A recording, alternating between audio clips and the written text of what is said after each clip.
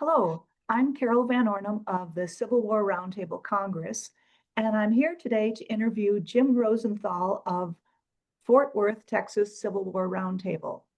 Hello, Jim, and thank you for joining us today. Hello, Carol. I'm glad to do it. Glad I'm here and looking forward to talking with you today. The Civil War Roundtable Congress created an initiative to interview roundtable leaders for the purpose of sharing their roundtable successes and challenges with the Civil War Roundtable community.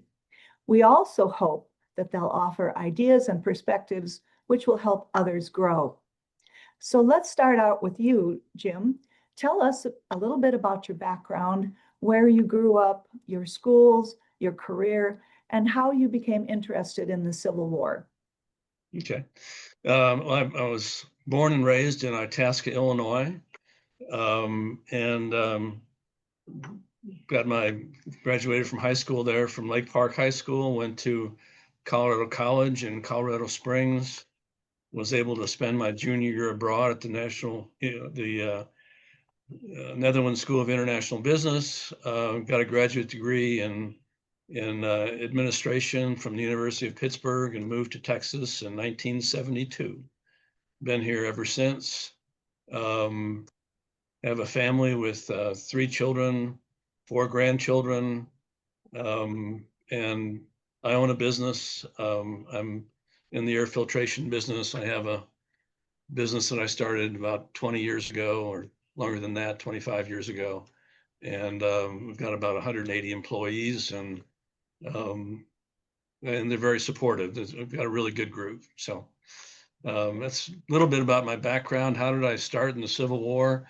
I was 12 years old. My parents bought an American Heritage book on the Civil War, and I instantly fell in love with the wonderful maps in that book. If you're familiar with it, it is just a fabulous book. And since that time, I can't tell you how many people I have talked to that started their Civil War career exactly the same way I did, with that Bruce Catton narrative, great photographs, excellent maps.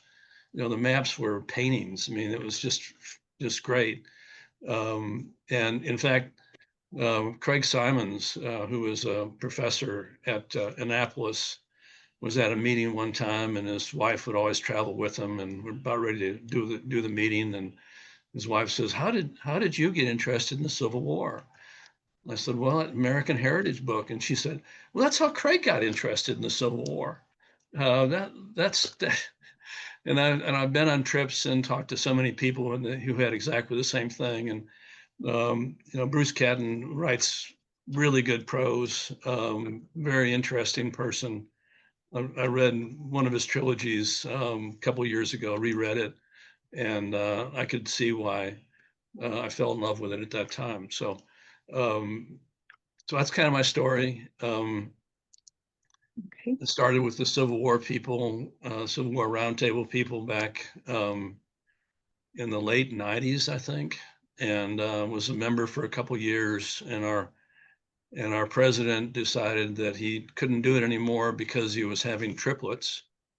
And those triplets have graduated from college. They're married. They have families. So that gives you a little idea of how long I've been doing this. I saw him the last meeting, and he said, "You've been doing this for 30 years, and time flies." So yeah, I've been doing it for 30 years, and I really enjoy our group. I enjoy doing it, and have a and that's why I do it. I enjoy it. I have a lot of fun meeting the speakers, talking about history. Anyway, you probably have some more questions. I could probably go on, but that gives you a little bit of the background, and that's where I came from, and a little bit of my story. There must be two groups of people that either read the Heritage book or had that, and then the other ones that read Killer Angels and started their journey. in that way. There's, so Yeah, and I throw Shelby Foote in there as well. You know, the trilogy that he wrote is wonderful. And then I guess we'd also have to throw in Ken Burns and the Civil War series. yes, But Killer Angels is a great book, and I have reread it several times, and it just tells a really, really good story. So I'm curious if, when did your roundtable start?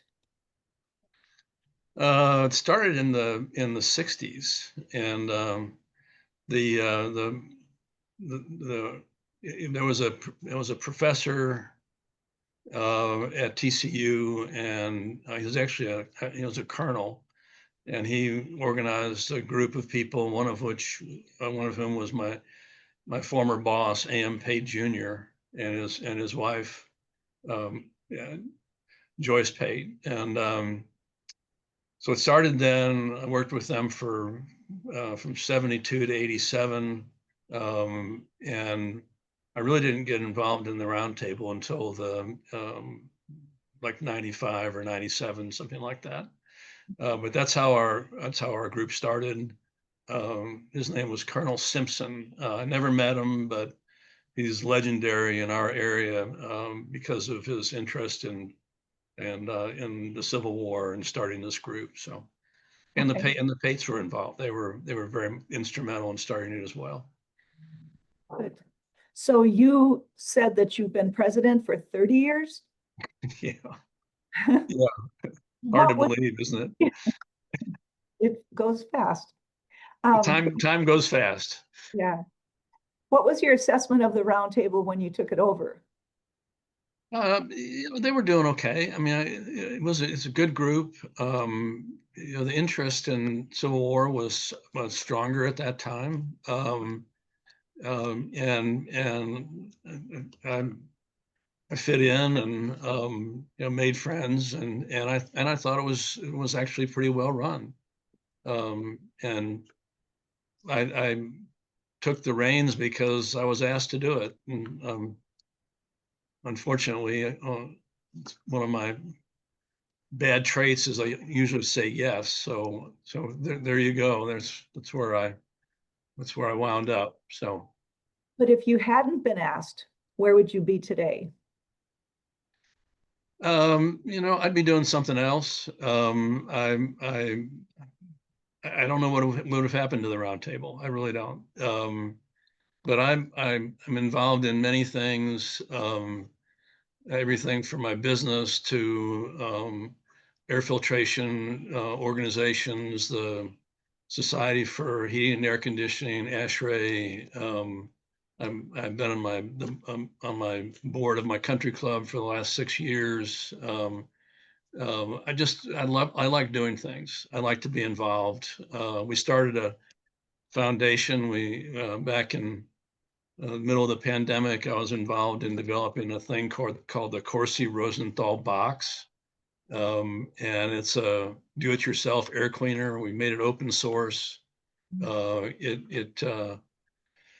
We estimate that about 250,000 of these have been made all over the world. And we started a foundation called the Rosenthal Foundation, and we give grants to schools and other needy organizations to build these do-it-yourself air cleaners, and they're extremely effective. But I only say that because I like to be involved. The first year of the pandemic was really hard for me because I was shut off. I mean, instead of having 5 or 6 balls up in the air, I've got work, and you couldn't even go to the store without wearing a mask. And I mean, it was just it was a difficult time. And even the roundtable, my skills in Zoom were zero, and when in the beginning of the pandemic, but we decided that we were going to have meetings no matter what, and so we started doing them by Zoom, and every possible way you could screw up a Zoom meeting, I screwed it up. I mean, That was terrible. You And weren't alone. in fact, it's all over, and we start having in-person meetings, and I go, well, I've got news. I'm not going to do any more Zoom meetings. And there was applause. The people were not because of not because they it was because I was so bad. They were just glad that they didn't have to do any more Zoom meetings. But I have gotten better since then. Question. And when you got back to live meetings, had you lost any members? Or did Yeah, it? we lost some, and I think that's an important point. We lost some, but we kept most of them. And what changed was that when we back in the early days, everybody who came to a meeting ate a meal. They would have dinner, and then after dinner we would do the presentation.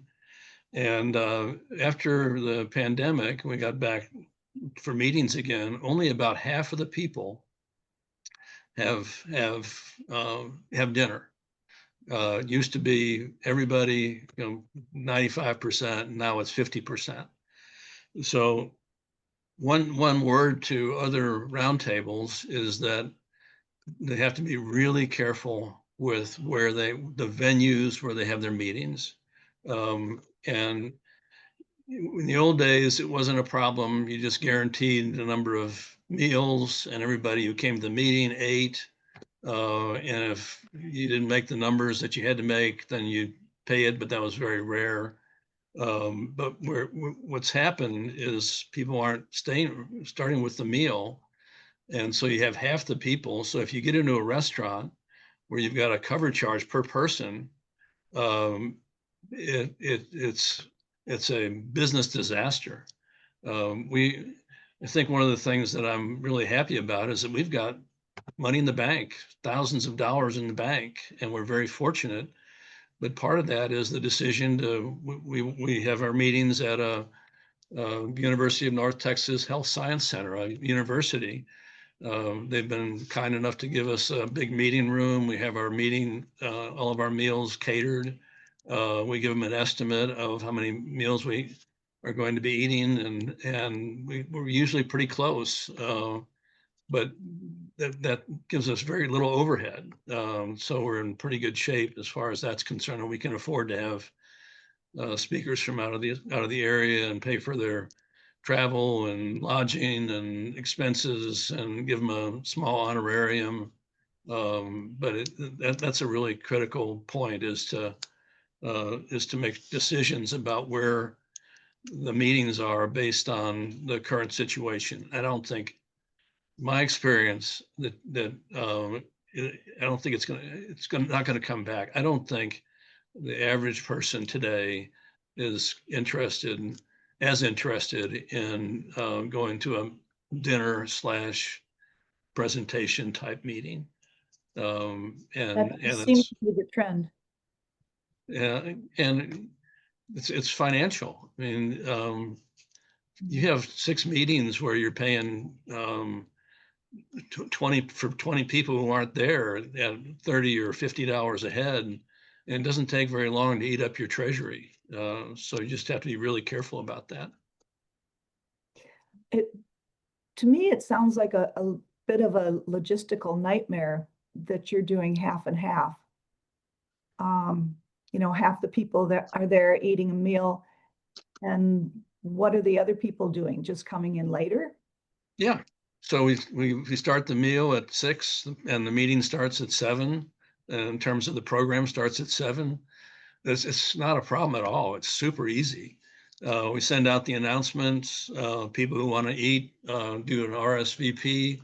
I get some idea of what it is, and I'm usually a few over, but usually pretty close. They RSVP to me, and it takes a few seconds to respond and say, great, looking forward to seeing you Tuesday night. And so we have a pretty good idea.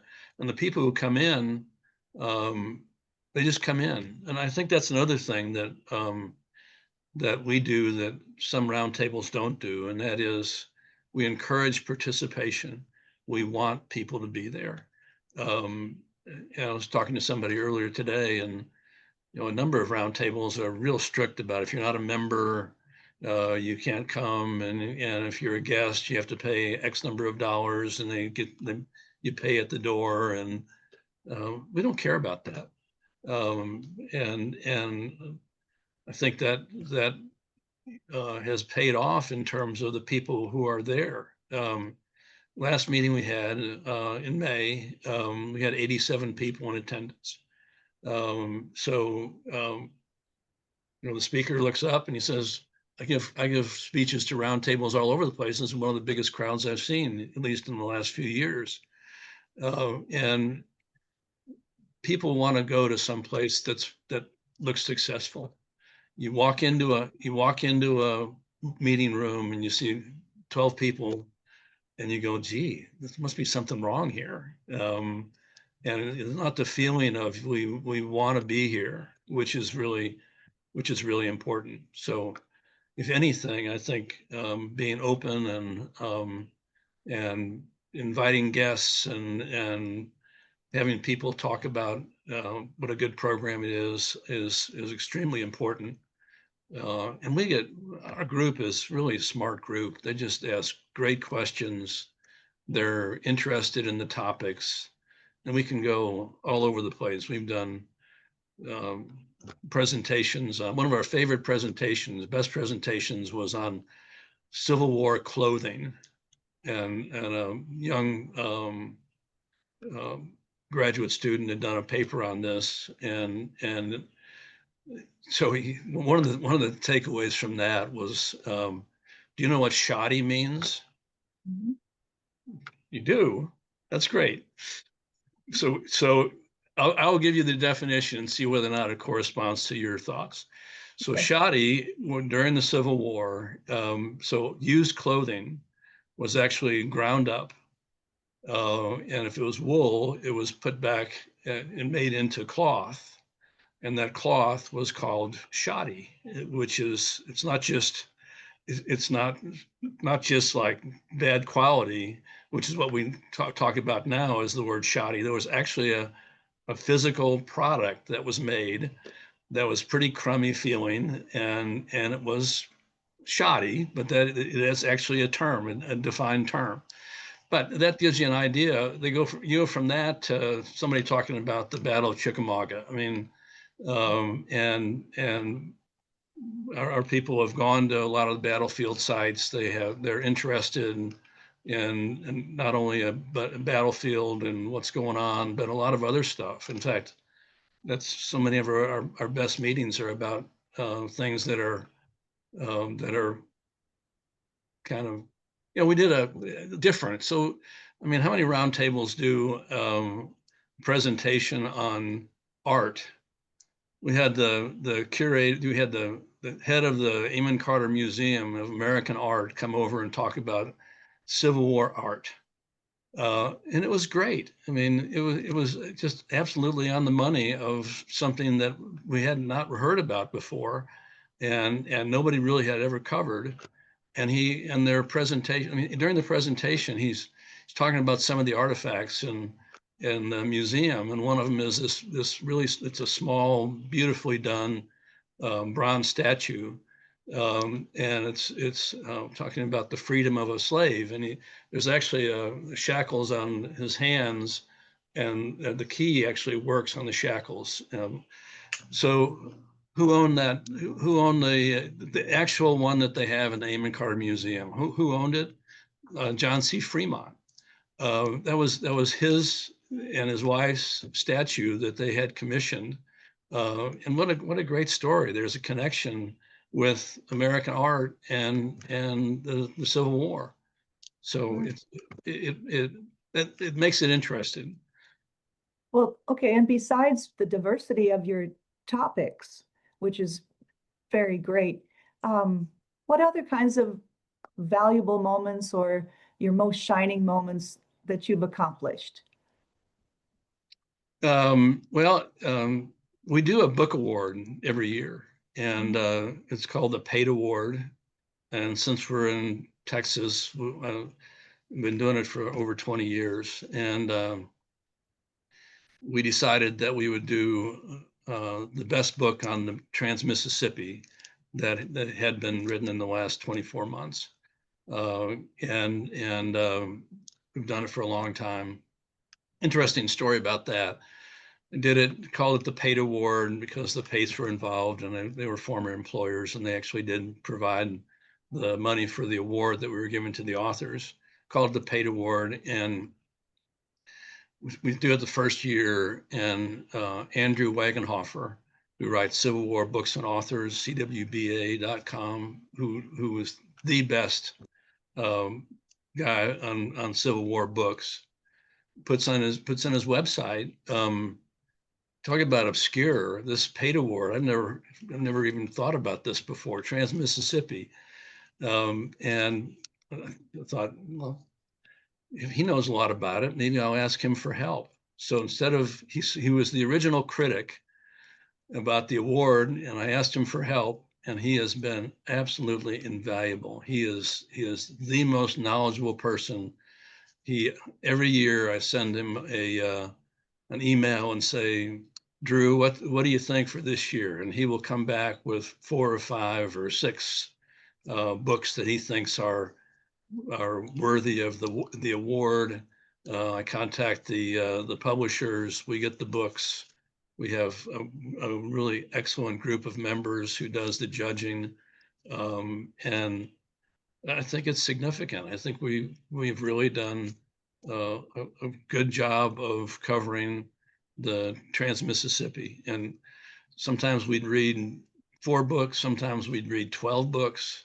You don't do a lot else when you're reading 12 books besides read books on every trip or every time you have a chance to read. But the group probably knows more about the Trans-Mississippi than any 4 people. So we're a pretty knowledgeable group, and that has really worked out to be a good award. So I think that's And one of the things that I'm the proudest of, is that we actually are influencing the research in Civil War history. so is it a monetary award or just a? Yeah, it's a monetary award, and we give a plaque to the winner, and they come and talk about their book, and we sell their books at the event, and it always works out well. I mean, the authors are pleased, and we are pleased with having them there, and so it's been fun for us because again, we're talking about stuff that's close to home. Many of the books have been written about Texas, so there's a good connection there as well. Sure. And is the author, when he or she comes to get this award, they're not part of the actual presentation part of your meeting, are they? No, they are the presentation. Oh, they are. Okay. Yeah, they come and they talk about their book, Okay. and they give a presentation on their book. Okay. And then we buy books and have them available for sale, and we sell quite a few, and of course they're signed, and it makes it meaningful for the recipient, the person who buys it, but also the author loves to sign their name on their own book. I mean, it's a really positive thing, positive reinforcement for them and for our group. So it's Oh, worked out really well. that's very nice. Has there been any current continued challenge that you've had to face? Tell us more about that. Um, there are always challenges. One of the things that we, as a group of Civil War historians, need to contend with is that there are fewer young Civil War historians than older Civil War historians. So the group is kind of shrinking in size. So that's always a consideration. But I've always felt that if you have good programs and you present good things that are interesting in history, that they're going to find you. People are going to find you. So our last meeting, I said, invite guests. So we probably had 15 guests. And let me tell you one more thing that's before I forget. So most Civil War roundtables have dues, and the dues are like our dues are $30 a year for a family, and that's pretty common, $30 a year. So early on, I thought, $30, that's pretty cheap. So let's have a sustaining membership for $50.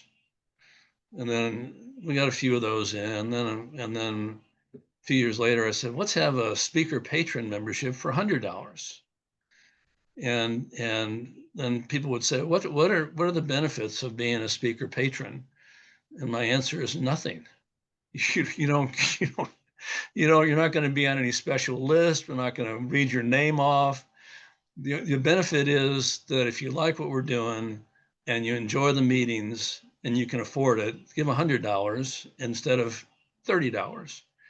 And over half of our members do either sustaining or speaker patron. And so then when all we did was ask. I mean, this is something that any Civil War roundtable should be able to do. Just ask. You can start your extra special memberships, and you don't have to have anything special for them. Just the fact that they can afford it and they like it and they're going to pay for it. And it makes a big difference. So Do you list that anywhere? Like no, no? no, there are no benefits, and it's kind of. I enjoy talking about it, but every once in a while somebody will say, "What are the benefits?" And when I'm up in front of the group, I'll describe exactly that. Is that there are no benefits. The benefits you have is that you're able to say thank you for doing what you're doing, and we enjoy it, and we're glad to be here, and we can afford $100 rather than 30, and we're going to pay $100. So at the end of the meeting, this May meeting, I got two people who were guests. Each one of them sent in $100 check. Nice. And they said, we enjoyed it. We'll be members in the future, but even though this is the year has just closed, we want to send $100 checks just to say thank you for what you're doing. And then in September, we're going to ask them for another 100 or whatever. So I mean, it works, and it's pretty easy. So the question is, could somebody else do this? I mean, a lot of roundtables, they have 8-page newsletter, and they have trips, and they do all kinds of activities, and we don't do that. I always say, well, somebody comes up and says, well, the Knoxville Civil War Roundtable does so and so and so and so, and I said, yeah, that's a great idea. Are you volunteering to do that? And usually the answer, in fact, always the answer is no, but they'd like to have it. I said, great, if you want it, you can do it. So we try to keep it fairly simple. Good programs, keep them short. It's a round table, no sides on a round table. We don't like anybody coming talking about the rebels or the Yankees doing this or doing that. I mean, it's a history study group. It is not on any side whatsoever. So we stay out of that. And I know in terms of good historians, we've got at least 6 or 8 professors or former professors of history that are continuous attendees at the meetings. And I think they appreciate it. They appreciate the fact that we're trying to stick with good history. And I think that's important. And another thing that we're doing, there are a lot of young historians that are studying the Civil War, and they're getting very little recognition. And we try to have at least 2 or 3 new young people every year to give them a chance to get up in front of the group, tell their story. They usually have their book, which was oftentimes their dissertation. And I think that's a big thing. Other Civil War roundtables need to be doing that.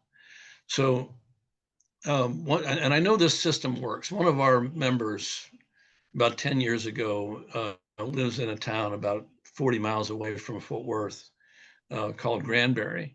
And he said, well, I'm going to start a Civil War roundtable and do just what you're doing. So he did. And it's been very successful. They get really good attendance. They've got lots of good members. They're happy to be able to have the experience of a roundtable. It works, and I think it would work anywhere without a whole lot of effort. If you look at it in terms of all the things that some of these groups do, it takes an army. We don't have an army. We've got me.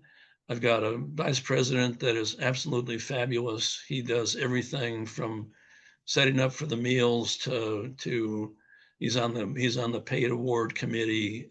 He's wonderful. We've got a treasurer who's a CPA. I never touch a dime of money, and they handle those things, which is great. But that's about it. I mean, whenever I ask somebody to do something, they always say they will do it. Whether it's helping with our we don't do a raffle, by the way. We were told that since we're in a state building, we can't do a raffle. So we do a door prize. And everybody who comes in gets a ticket, whether they donate or not. We just send a bucket around and say, if you want to put money in, go ahead and do it. If you don't, that's fine too. Then we give usually like 5 books and a few Civil War artifacts away. It makes it kind of a fun way to start the meeting, and it's not somebody selling something, and there's no selling that's going on. It makes it kind of changes the feel about the whole deal, and that money goes to different causes that we come up with. We've made a nice donation to a fund with Ed Bars. There was the group that does the Civil War battlefield purchases, gave a nice donation to him in honor of Ed Bars. So we do that, and we've had other things that we've done that we actually had a monument to the great hanging in Gainesville, the Texas hanging. So we're out there for that, and we've done some other stuff that's interesting as well. Going back to your officers governing, is there, how do I want to say this? Have they been in their succession plan? Well, or have they been in their positions as long as you have? David's been doing it almost from day one. He's been doing it for over 20 years. And Stan Wright, who is our treasurer, he's probably been doing it for at least 10. So yeah, we have some continuity there. We had somebody that was very involved in providing all the prizes. Unfortunately, he passed away, and we've never found anybody to replace him. But I have a lot of books, and then a lot of our members just bring books in and volunteer to make a donation. So it doesn't really cost the group anything, but it adds a little bit of interest and kind of fun way to start a meeting. And we don't do any pledges. We don't do any involved stuff. It's pretty much introduction. We have our door prize thing. I introduced the speaker talks, question and answer session, and it's over. And you can always tell whether or not it's successful because the number of people who come up to try to talk to the speaker after the meeting is a pretty good indicator. If everybody just walks out and there's nobody talking to the speaker, then it's okay. Not very good. That doesn't happen very often, though. Go ahead. Right. But you mentioned succession. Are you at all concerned about filling any of the positions? Should they open Yeah, up? yeah, I'm concerned. And I would hope that somebody would take the torch if I'm not here. But I don't spend a lot of time on it.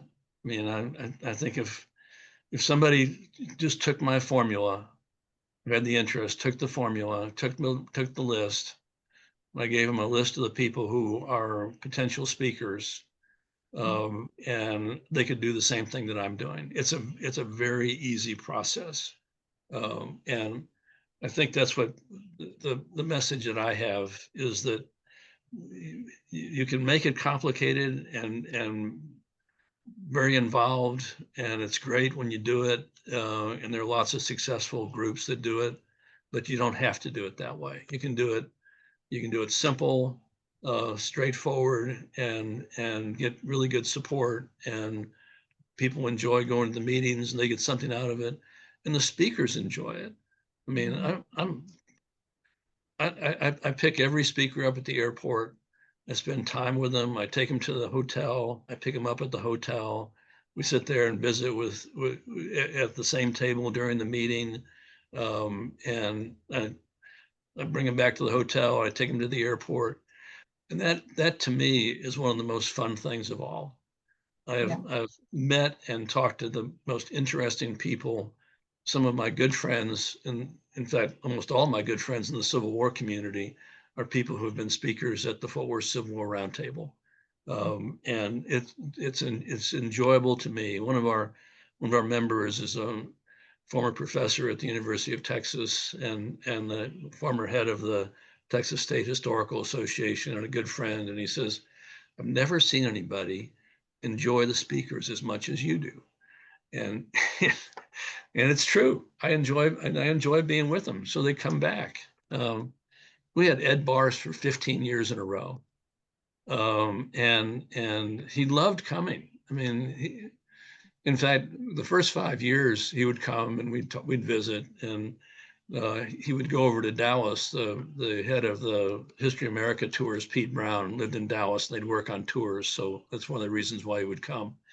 But after the first 5 years, I figured, we've already visited enough times in the car. Maybe it'd be interesting to do something for him. So every year he would come, I would have some special event that we would do for him, like go to the north side of Fort Worth. It's the Stockyards area, or go to the place where Kennedy spent his last day in Fort Worth before they drove over to Dallas, or just all kinds of different things that we would think of. Go to the art museum. He had a wonderful time at the Amon Carter Museum, and the curator loved talking to him. Think about, in fact, most historians, the good historians who are involved in tours, are the best tourists of all. I mean, they're most interested, they ask the best questions. And it's part of the deal. I mean, they can be good tour guides because they're thinking about what would I like to have? What would I like to have told to me about this battlefield or this event or whatever? And consequently, they're wonderful tourists. Ed Bars was a fabulous tourist and loved every minute of being here. We tried to And have him when he'd started to slow down. We talked to his daughter, and she just said he's not able to come, and he passed away shortly thereafter. But I've tried to figure out a way to make it work. He had a wonderful story about the battlefield at Pea Ridge, and I'd put together slides and had everything so he could just kind of go through it, and it didn't work out. But then we tried to have somebody from Pea Ridge come and give it, and that didn't work as well. There's, for whatever reason, the Park Service is a little bit more reluctant to have their staff come to Civil War Roundtable meetings than they were a few years ago. So, speaking of someone special, is there somebody in your sphere that has been a mentor to you or an inspiration? And if so, in what way?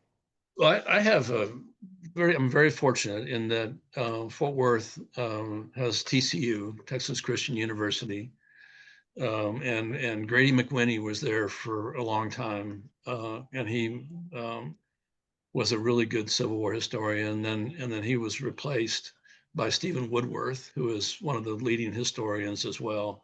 And they've been constant. I think Stephen Woodworth has been every year for 20 years, and he's absolutely fabulous speaker, knowledgeable, nice person, and he certainly has been a big help. And then we have another guy named Rick McCaslin. He was at University of North Texas, and now he's down at the Texas State Historical Association as the editor of their publications. So those two have been constant people. Okay. So that's been a help. Yeah, and I think just overall, the community as a whole has been very supportive. We have, we sometimes the mayor will come, or some dignitary will come. We have a number of people who are judges that are legal type judges, not and they're involved in the association or the roundtable as well. So Nice. Where do you see your roundtable in the next 5 years? well, I see us continuing to grow. Actually, I mean, we've we've been growing. We were having 60 to 80 people a meeting before the pandemic. We went down to 40 to 60 people, and right after the pandemic, I think we're back up to the 60 to 80 level now, and I think we'll continue to grow. Good. I hope Um, so. and I think that's been very. I got to be optimistic, but I haven't been denied. I mean, I think people are coming and they're enjoying it, and I think as long as we focus on that, I think we're going to have a good 5 years, another 5 years, and I think that's. I think we've developed the support group that thick and thin, they're going to be with us, and they're going to support us, and I think that helps. One of the things early on, I hadn't really got my arms around the financial part of the roundtable, and I went to a meeting one time and I said, uh, we got a problem. We probably we probably could use some help. And one of the people there gave a nice donation, and then in his will, he put that he wanted to give X number of dollars to the Fort Worth Civil War Roundtable. Didn't ask him, he just did it. And his daughter, after he passed away, his daughter called me up and she said, "Where do I send the check?" And it's kind of that's kind of how we looked at it. I mean, if somebody really likes it, they're going to figure out a way to make it to help.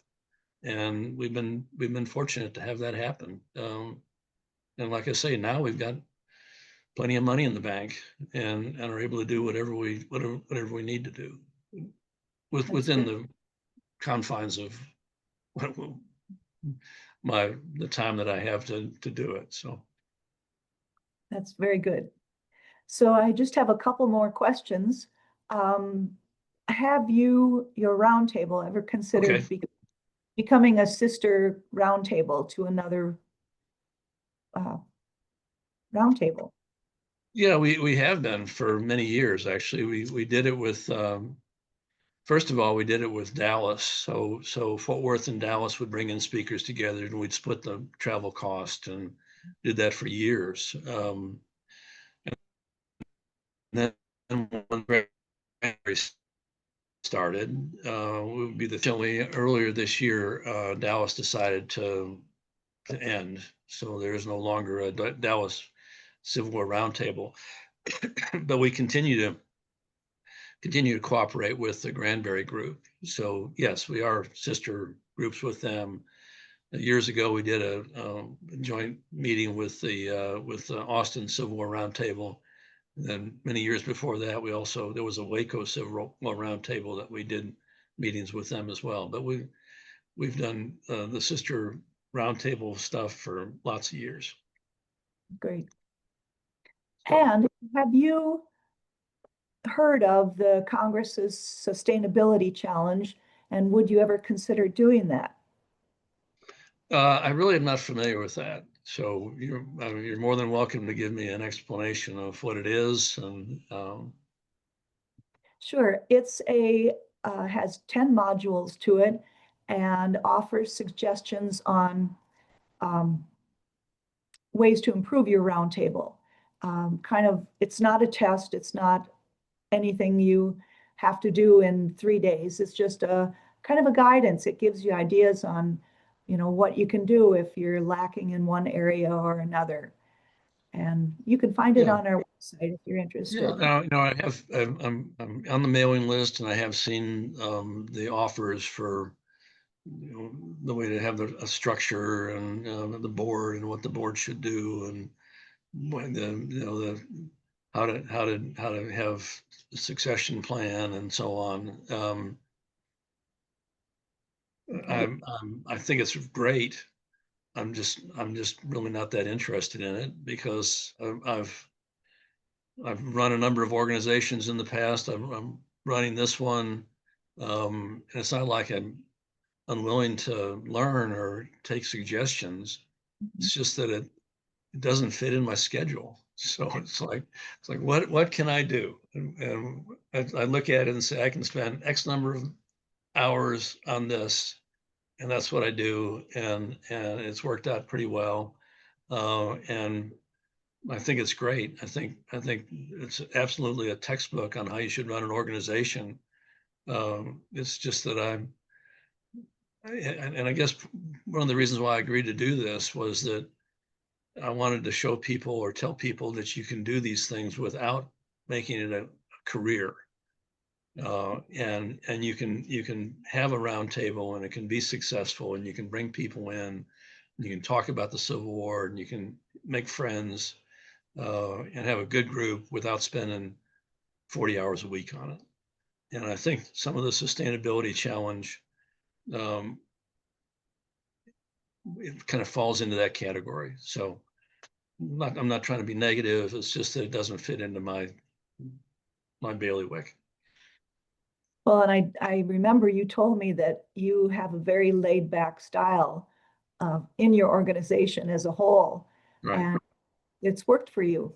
You're very proud Yeah. of it, I can tell. Yeah. And I think that's an excellent point, is that it's a laid back style. And I think our members appreciate it. I think, and the way you tell whether the people appreciate it or not is with their feet. If people Mhm. are coming, they like what you're doing. If they're not coming, they're not liking what you're doing. So the fact that people come and they come back and they invite other people and we keep growing is an indication um, that we're doing something right. So, and every Mhm. once in a while somebody says thank you.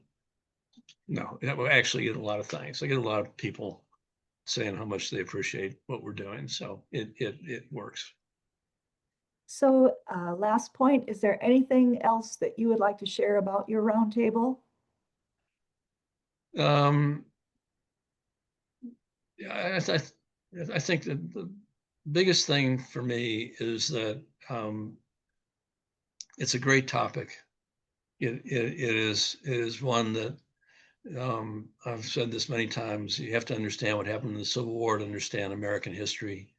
I think we're doing a good thing to make sure that people understand what happened, and really, as they say, if you don't understand history, you're destined to repeat it. And even today, especially today, it's more important than ever to understand what happened before, during, and after the Civil War to be able to deal with what's going on day to day in the United States and the world. I mean, Eric Larson's book is a great example. Demons of Unrest. It's talking about the time before the Civil War. It's a must read, I think, for everybody. And that's where I think a Civil War roundtable can be important, is that it deals with the historical event that defined us as a nation. We started as a nation after the Revolutionary War, but the definition of who we are came out of the Civil War. Read the Gettysburg Address. I mean, that's where we want to go, and that's what I think as a people, that's where we want to be. So That's a good point. Well, Jim, thank you so much for joining us. It was really interesting talking with you. well, I enjoyed it as well, and as I told you when you asked me to do an interview, just wind me up, and I'll be talking for the next hour or whatever, however long we've talked. But yeah, I enjoy what you guys are doing. It's great, and I appreciate being able to give other people an idea of what we're doing. Hopefully, it'll be helpful. It's been great. Thank you so much. Thank you.